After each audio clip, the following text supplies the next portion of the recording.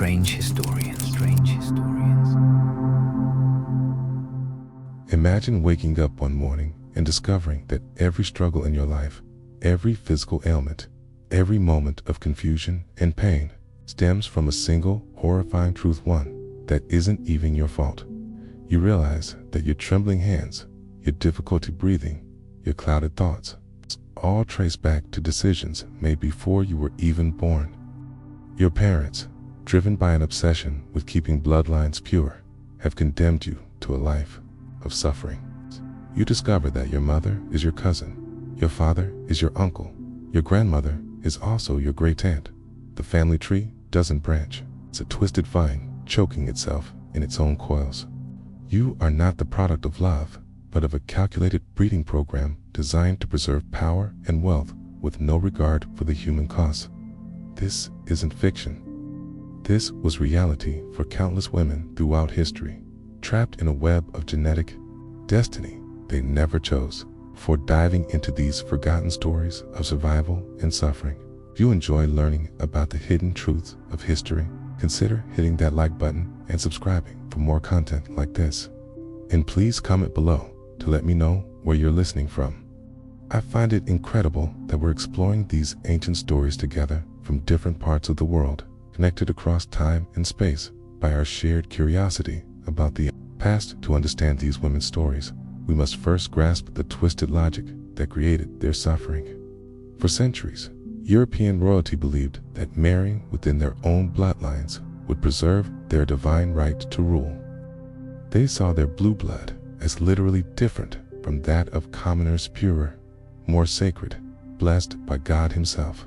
The practice was so common that by the 16th century, European royal families were essentially one massive interconnected web of cousins marrying cousins, uncles marrying nieces, and siblings producing children who would rule empires. What they didn't understand, what they couldn't understand, is that they were creating a genetic nightmare that would echo through generations. The Habsburg family of Austria and Spain perfected this art of self-destruction. Their family motto might as well have been, "Let others wage wars. You, happy Austria, marry." But their marriages weren't happy. They were calculated genetic disasters that produced some of history's most tragic figures. Our first story takes us to Vienna in 1634. In the shadowed corridors of the Hofburg Palace, a child is born who will never know a day without pain. Maria Anna of Austria enters the world with the Habsburg curse already written in her genes. The result of generations of cousins marrying cousins. Of a family tree so tangled it resembles a noose, talked from her earliest memories, Maria Anna knows she is different.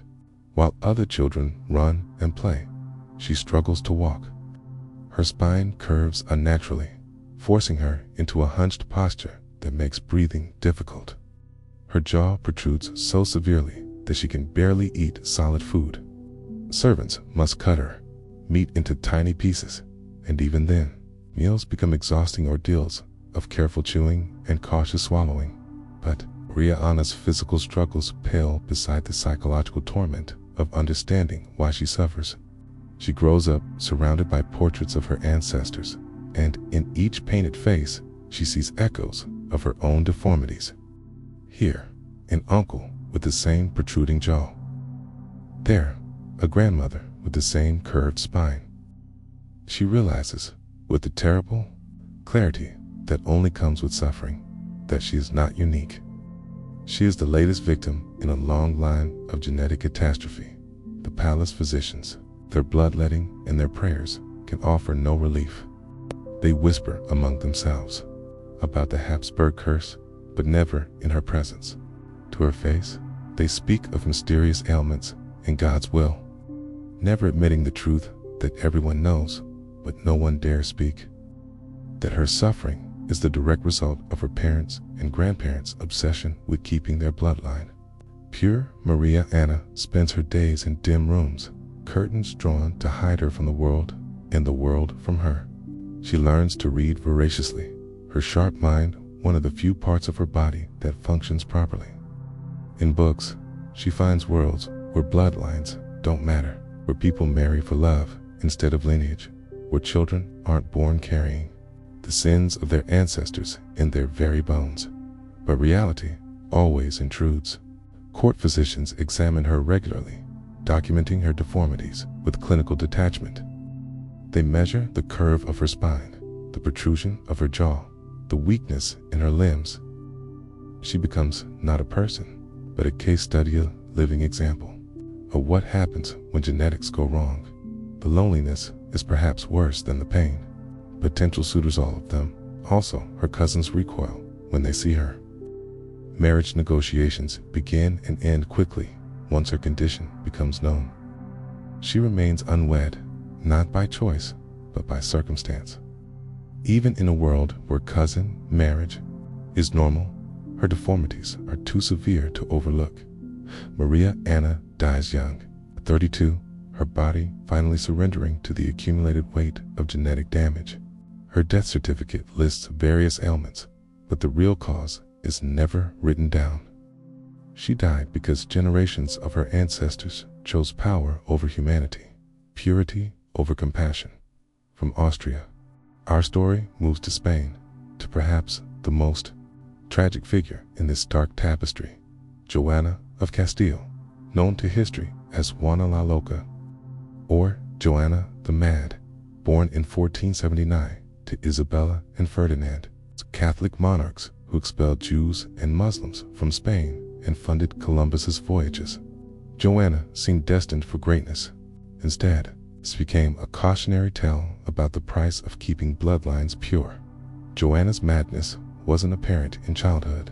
She was intelligent, educated, fluent in multiple languages, but the seeds of her destruction were already planted in her genes. Her parents were cousins, part of the same interconnected web of European royalty that had been marrying within itself for generations. The first signs appeared after her marriage to Philip the Handsome of Burgundy. The union was arranged to strengthen political alliances, but it became a psychological battleground. Philip was unfaithful, cold, manipulative. Joanna's response was intense, obsessive love that others interpreted as madness. But was it really madness? Was it the natural response of a woman trapped in an impossible situation? Joanna had been raised to believe that marriage was her highest calling, that producing heirs was her sacred duty. When that marriage became a source of constant humiliation and pain, her mind fractured under the pressure. The real tragedy began when Philip died suddenly in 1506. Joanna's grief transformed into something darker, more obsessive. She refused to allow his burial, traveling across Spain with his coffin, opening it regularly to kiss his decomposing corpse. The image is horrifying, but it speaks to a deeper truth about her condition. She had been so isolated, so deprived of genuine human connection, that even death couldn't break her attachment to the one person who had shown her attention. However cruel, her father, Ferdinand, and later her son, Charles V, used her supposed madness as justification to lock her away. For 46 years, Joanna lived in confinement in the royal convent of Santa Clara in Tordesillas. The conditions were deplorable. She was kept in dark, cold rooms, given minimal food, denied basic hygiene. Her attendants reported that she would go weeks without washing, that she would tear her clothes to shreds, that she would scream for hours at a time. But here's the crucial question. Was Joanna really mad? Or was she driven to madness by her circumstances? Modern historians increasingly believe that her madness was largely political, a convenient excuse to remove a legitimate queen from power. Her behavior, while extreme, can be understood as the natural response of someone suffering from severe depression, anxiety, and post-traumatic stress, exacerbated by decades of isolation and abuse. The genetic component cannot be ignored.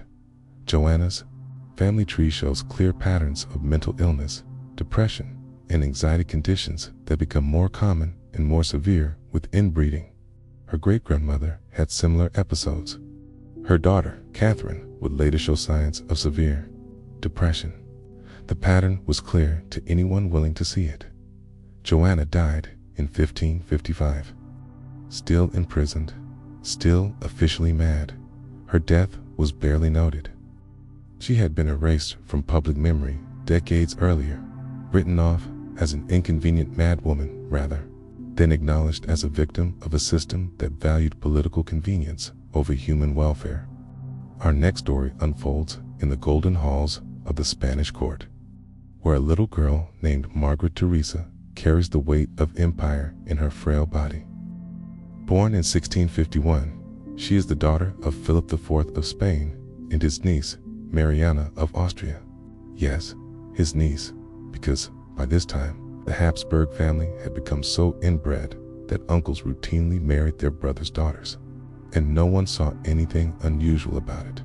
Margaret Teresa's childhood is documented in exquisite detail through the paintings of Diego Velázquez, court painter to the Spanish kings. In these masterpieces, we see a child who should be playing with dolls, but is instead dressed in elaborate court gowns. Her small face already shows the telltale signs of Habsburg genetic damage. Look closely at Velázquez's portraits, okay? And you'll see what the artist was too diplomatic to emphasize, but too honest to hide completely. Margaret Teresa's jaw protrudes slightly, just enough to hint at the severe deformities that would become more pronounced with age. Her eyes have a distant, almost vacant quality that speaks to developmental delays. Her posture, even as a child, suggests the spinal problems that plagued her family. But the most tragic aspect of Margaret Teresa's story isn't her physical condition. It's her complete lack of agency over her own life. From birth, every decision about her future is made by men who see her not as a person, but as a political tool. She is promised in marriage to her uncle, Leopold I, Holy Roman Emperor, when she is still a toddler. The engagement is celebrated across Europe as a diplomatic triumph, no one stopping to consider what it means for the child at its center. Margaret Teresa grows up knowing that her only purpose is to marry her uncle and produce heirs to continue the Habsburg line. She receives the finest education available to women of her time. She learns to speak several languages, to play musical instruments, to dance and paint. But all of these accomplishments are viewed merely as ways to make her a more attractive bride to her uncle's husband. The marriage takes place in 1666. When Margaret Teresa is just 15 years old, Leopold is 26, old enough to be her father, and is literally her father's brother. The wedding is celebrated with elaborate ceremonies and public festivities, but for Margaret Teresa, it represents the end of whatever childhood she had left. The physical reality of her marriage is something that court records hint at, but never explicitly describe. Margaret Teresa is expected to produce children immediately, despite her young age and frail health. The pressure is immense. The continuation of the Habsburg dynasty depends on her ability to give birth to healthy heirs. She does become pregnant multiple times, but the results are tragic. Her first child, a daughter, lives only a few months. Her second pregnancy ends in miscarriage, and she finally gives birth to a son who survives infancy.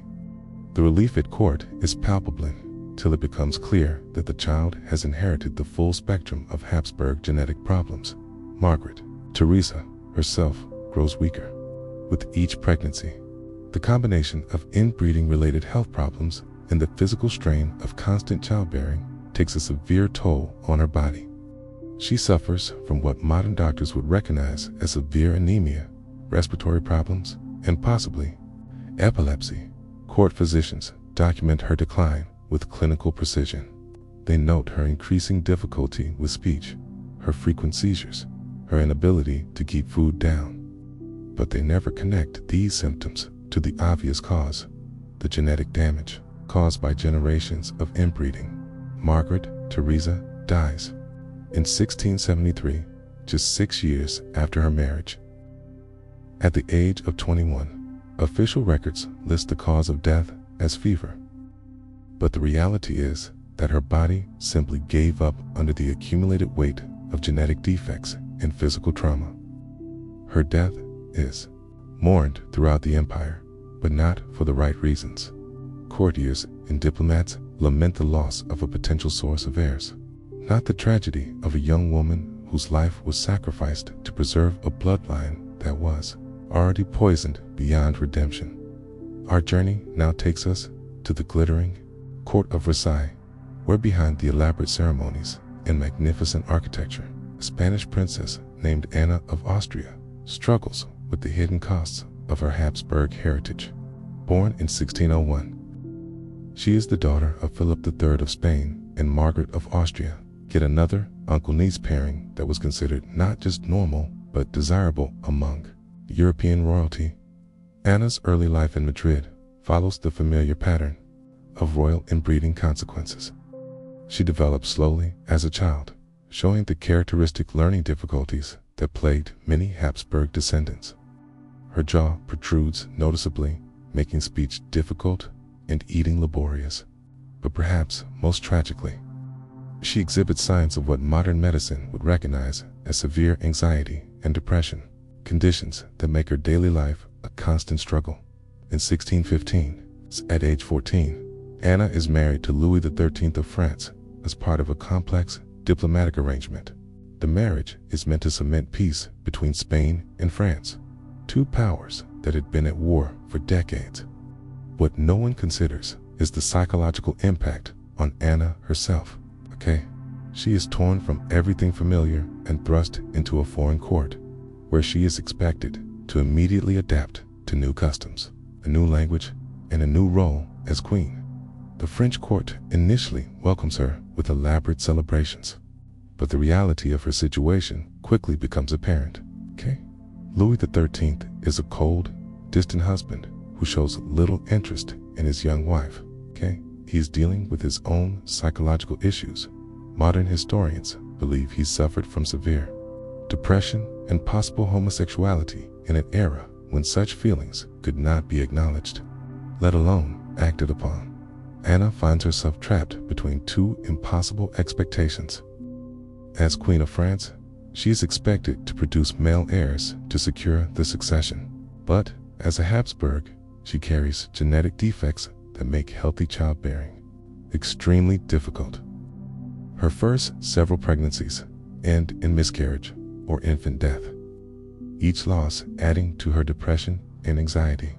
The court physicians, following the medical understanding of their time, blame Anna for these failures. They subject her to increasingly painful and humiliating treatments, bloodletting, purging, bizarre dietary restrictions.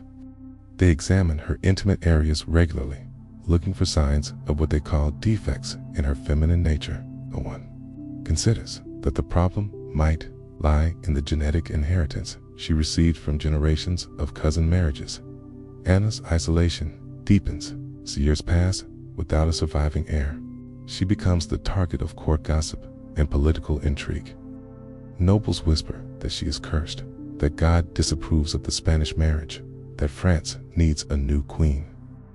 The pressure becomes so intense that Anna begins to show signs of what modern medicine would recognize as severe agoraphobia. She becomes afraid to appear in public, spending days at a time hidden in her private apartments.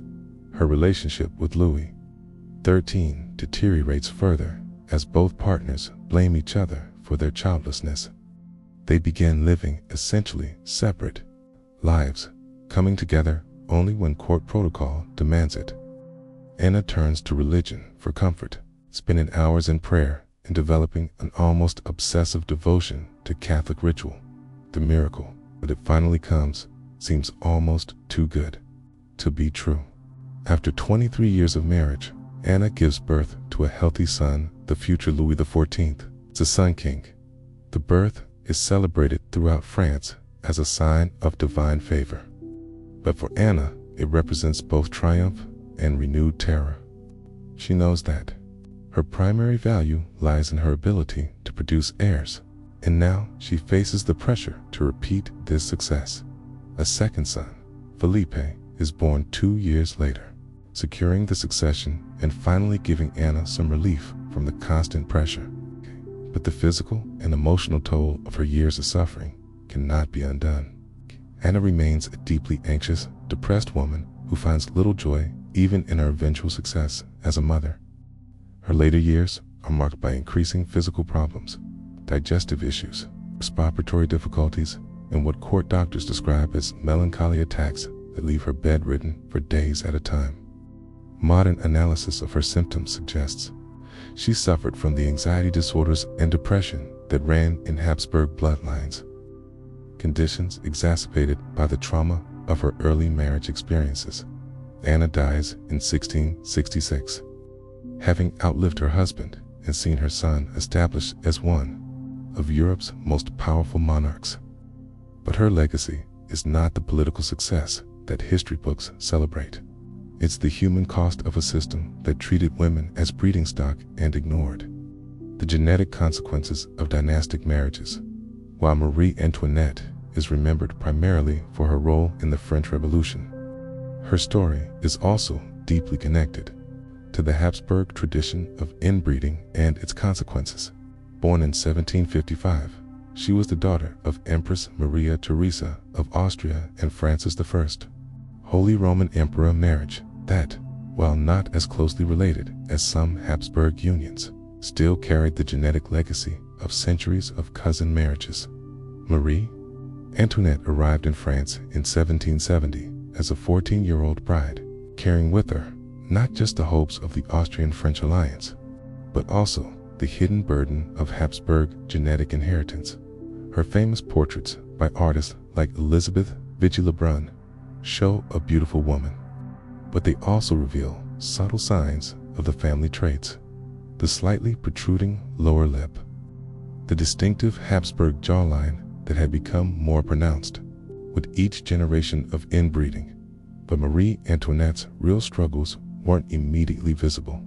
Like many Habsburg descendants, she suffered from what court physicians described as feminine difficulties, severe menstrual problems, frequent miscarriages, and what modern medicine would recognize as hormonal imbalances likely caused by genetic factors. Her marriage to the future Louis XVI was troubled from the beginning, but not in the way that gossips assumed.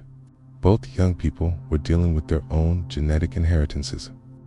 Louis XVI showed signs of developmental delays and social awkwardness that made intimacy difficult, while Marie Antoinette struggled with the anxiety and depression that had plagued Habsburg women for generations.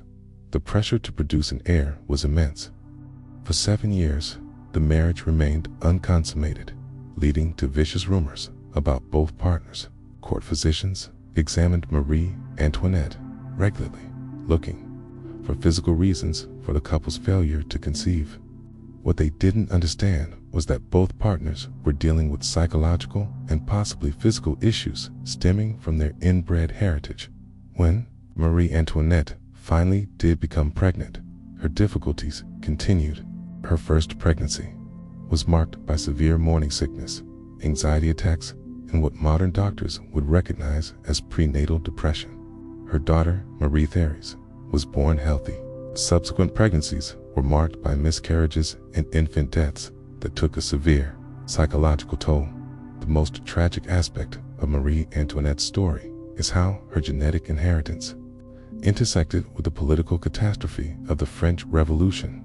Her anxiety and depression, possibly exacerbated by inbreeding-related hormonal issues, made it difficult for her to navigate the complex political situation developing around her. A tendency toward impulsive decisions and emotional outbursts, traits that might have been manageable in a stable political environment, became fatal flaws as France extended into revolution. Court observers noted her increasing erratic behavior as the political situation worsened. She would swing between periods of manic activity and deep depression, unable to maintain the consistent political judgment that the crisis demanded. Modern historians debate whether these mood swings were purely circumstantial or whether they reflected underlying psychiatric conditions common in Habsburg bloodlines. The famous phrase, "let them eat cake," which he probably never actually said, reflects the way her enemies used what might have been symptoms of genetic mental health issues to paint her as callous and out of touch. Her real tragedy wasn't callousness, but rather the opposite. She was overwhelmed by the suffering around her and lacked the psychological tools to cope effectively. During her imprisonment and trial, Marie Antoinette showed remarkable courage, but also signs of the dissociative episodes that had affected other Habsburg women under extreme stress. Guards noted her periods of apparent confusion, cursing, her difficulty focusing on questions during interrogation, and her tendency to retreat into herself when faced with overwhelming pressure. Her execution in 1793 ended not just a life, but a genetic line that had shaped European history for centuries. In her final moments, she reportedly showed the dignity that had always been her best trait, but also the resignation of someone who had never fully understood why her life had been so difficult to truly understand the scope of the Habsburg genetic tragedy. We must examine not just individual women, but entire generations destroyed by the practice of inbreeding. Spanish infantas of the late 17th and early 18th centuries represent, perhaps, the most concentrated example of genetic catastrophe in European royal history. These were the daughters and granddaughters of Charles II of Spain himself, so inbred that his genetic coefficient, a measure of how closely related his parents were, was higher than that of children born to brother-sister pairs. Charles II was impotent, epileptic, and possibly intellectually disabled, the end result of 16 generations of Habsburg inbreeding. But Charles II's sisters and female cousins, the infantas, suffered perhaps even more than he did because they were expected to marry and produce children. Their stories read like medical case studies in the consequences of genetic isolation. Maria Margarita, born in 1651, exhibited severe developmental delays from early childhood. Court records describe a child who couldn't speak clearly until age 7, who had difficulty walking, and who showed signs of what modern medicine would recognize as autism spectrum disorders. Yet, she was still considered marriageable because of her royal blood. Her sister, Maria Theresa, showed different but equally tragic symptoms. She suffered from what court physicians called falling sickness, almost certainly epilepsy, and had such severe respiratory problems that she could barely climb stairs. Her jaw was so malformed that she could eat only liquid foods, and her spine was curved to such a degree that she needed support to sit upright. These women grew up in the Alcazar of Madrid, a palace that had become more hospital than royal residence.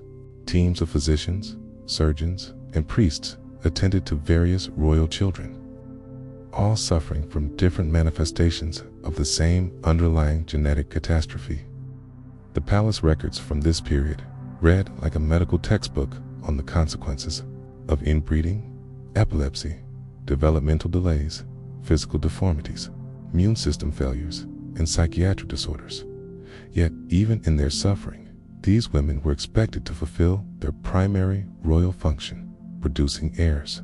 Marriage negotiations continue despite their obvious unfitness for childbearing. European courts received detailed medical reports on their conditions, not out of concern for their welfare, but to assess their potential value as breeding stock. Maria Margarita was eventually married to her cousin, Leopold I, Holy Roman Emperor, same man who had previously been married to Margaret Theresa. The marriage was a disaster from the beginning. Maria Margarita's developmental delays made it impossible for her to understand her marital duties, while her physical problems made consummation extremely difficult. The psychological torture of these arrangements cannot be overstated.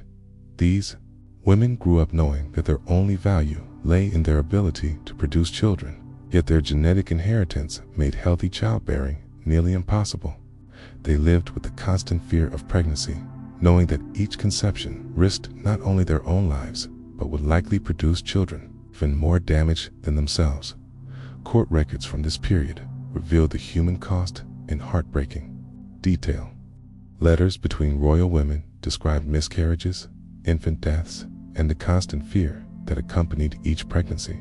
They write of children born so deformed that they couldn't survive outside the womb, of babies who lived only days, or weeks before succumbing to genetic defects. The psychological impact was devastating. Many of these women developed what modern psychiatry would recognize as severe anxiety disorders, depression, and post-traumatic stress. They became reclusive, afraid to appear in public, ashamed of their appearance and their failures as wives and mothers.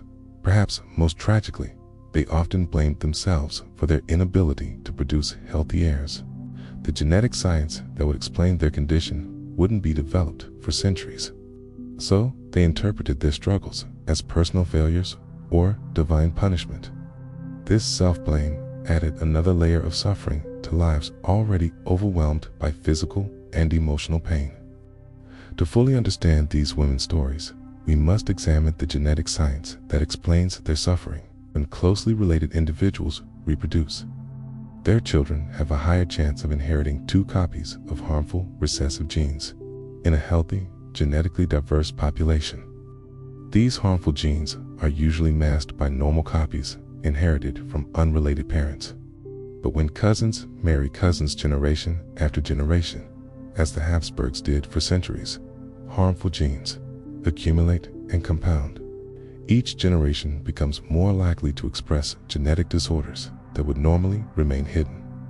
This process, called inbreeding depression, affects not just physical traits, but also mental health, immune function, and fertility. The Habsburg jaw, technically called mandibular prognosticisms, one of the most visible examples of this genetic accumulation. This trait became more pronounced with each generation of inbreeding, eventually becoming so severe that some Habsburg descendants couldn't properly close their mouths or chew solid food. But the visible deformities were just the tip of the iceberg. Modern genetic analysis suggests that Habsburg descendants also suffered from increased rates of epilepsy, intellectual disabilities, anxiety disorders, depression, and immune system deficiencies. Many of the mysterious illnesses that plagued royal women were likely autoimmune disorders caused by genetic damage. The fertility problems that affected so many Habsburg women can also be explained by genetics. Inbreeding increases the likelihood of genetic incompatibilities that make conception difficult and pregnancy dangerous. The high rates of miscarriage and infant mortality in Habsburg's bloodlines weren't due to medical ignorance alone. They were the inevitable result of genetic damage accumulating over generations. Perhaps most tragically, the psychological problems that affected women like Joanna of Castile and Marie Antoinette can be understood as genetic predispositions to mental illness being triggered by environmental stress. These women weren't inherently mad. They were genetically vulnerable to anxiety and depression, conditions that were then exacerbated by the impossible pressures of their royal positions. What makes these stories even more tragic is how the system perpetuated itself despite obvious evidence of its harmful effects.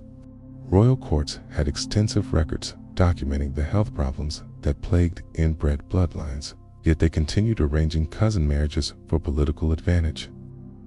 Court physicians wrote detailed reports on the physical and mental health problems affecting royal children, yet these reports were treated as medical curiosities rather than warnings about genetic damage. The connection between inbreeding and health problems was obvious to anyone willing to see it, but political and economic considerations always took precedence over human welfare. The Catholic Church, which could have intervened by refusing to sanction such closely related marriages, instead provided dispensations that made even the most genetically dangerous unions, legally and religiously, acceptable. The Church's position was that royal bloodlines were divinely ordained, and that preserving their purity was more important than preventing human suffering. Even the affected women themselves sometimes perpetuated the system, having been raised to believe that their royal blood made them superior to commoners. Some actively sought marriages with their own relatives to preserve what they saw as their genetic inheritance. They didn't understand that they were participating in their own genetic destruction. The most heartbreaking aspect of this perpetuation is how each generation of women hoped that their children would be different, that somehow their offspring would escape the genetic curse that had plagued their families for centuries. They endured pregnancy after pregnancy, miscarriage after miscarriage, hoping against hope that the next child would be healthy. The Habsburg genetic experiment finally came to an end with Charles II of Spain, whose death in 1700, without heirs, sparked the War of the Spanish Succession. Charles II was so genetically damaged that he was impotent and possibly intellectually disabled. The final tragic endpoint of centuries of inbreeding. His death marked not just the end of the Spanish Habsburg line, but the beginning of a slow recognition that royal inbreeding was unsustainable. While cousin marriages continued among European royalty, they became less common and less closely related as courts began to understand the genetic risks involved. The women whose stories we've explored were victims of a system that valued political convenience over human welfare, genetic purity over genetic health. They suffered and died not because of personal failings or divine displeasure, but because their ancestors made choices that prioritized short-term political advantage over long-term genetic consequences. Their legacy is not just a historical record of their suffering, but the scientific understanding that grew from studying their condition. Modern genetics owes much to the tragic Habsburg experiment in inbreeding. Their pain contributed to our understanding of how genes work and why genetic diversity is essential for human health, while royal inbreeding on this scale is largely a thing of the past.